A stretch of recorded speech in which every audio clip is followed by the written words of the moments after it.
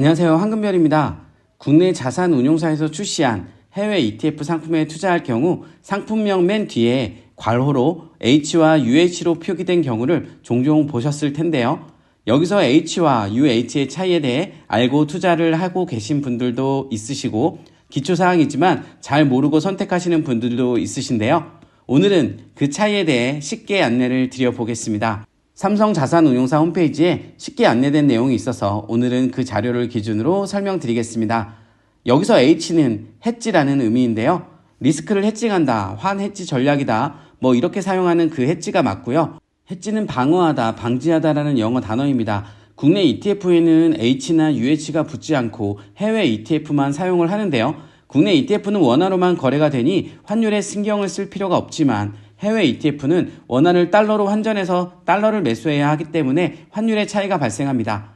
H가 붙은 ETF는 환율 변동에 영향을 받지 않고 순수하게 종목의 가치에 투자하는 상품인데요. 고정 환율제와 비슷한 개념으로 이해를 하면 될 것 같습니다. 물론 환해지를 완벽하게 방어하지는 못한다고 안내 문구가 적혀 있듯이 IMF와 같은 경제 위기가 찾아올 경우 환율이 단기간에 급등하게 되는 구간에는 방어를 못할 수도 있기 때문에 자산운용사에서 책임을 회피하기 위해 안내 문구를 기재해 놓은 것입니다.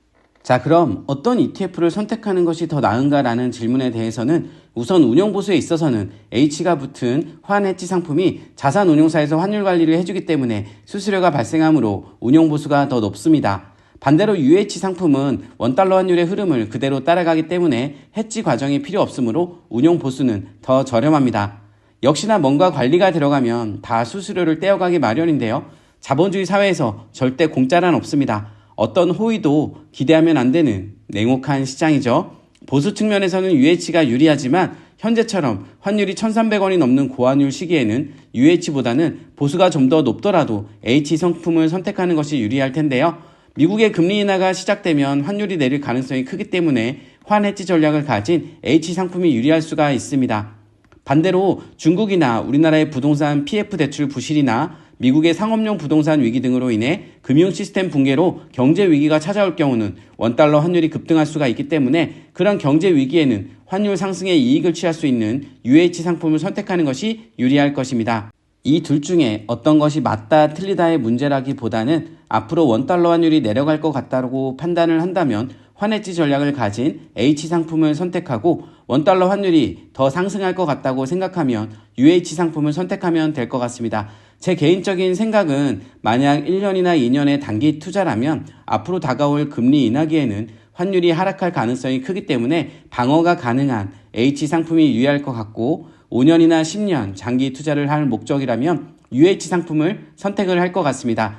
왜냐하면 제가 오프라인 강의에서 보여드린 원달러 환율 차트처럼 달러의 고개사를 살펴보면 원화 가치는 지속적으로 하락하고 금과 달러라는 기축통화의 가치는 꾸준하게 상승해 왔기 때문입니다. 그렇기 때문에 장기 투자를 목적으로 할 경우는 환율 상승 효과를 그대로 가져갈 수 있는 UH 상품이 더 낫지 않겠나라는 개인적인 판단을 해봅니다. 환율은 주가 예측보다도 더 어려운 영역이고요. 주가가 오르고 내리는 예상도 신의 영역이라고 하는데 하물며 주가 예측보다 어려운 환율을 어떻게 맞추겠어요? 결국 우리 같은 평범한 일반 투자자들은 이런 급등락하는 주가와 환율의 단기 파동에 휘둘리지 말고 큰 파도의 흐름에 몸을 맡기는 게 안전하게 살아남을 수 있는 길일 것입니다. 이번 이야기도 들어주셔서 감사합니다.